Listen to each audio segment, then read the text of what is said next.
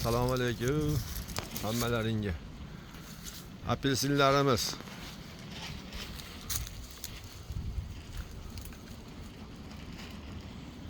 Mana shu yerda bir apelsinimiz bor. O'tganlar ko'rsatdik. Bergi mevalari ham mana pishib qoldi. Xudo xolasa. Bunisi mandarin.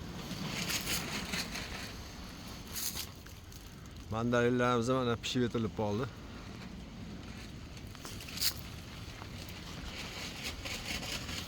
Mandarinlarda, apelsinlarda mazasiga ham, aromatiga ham gap yo'q.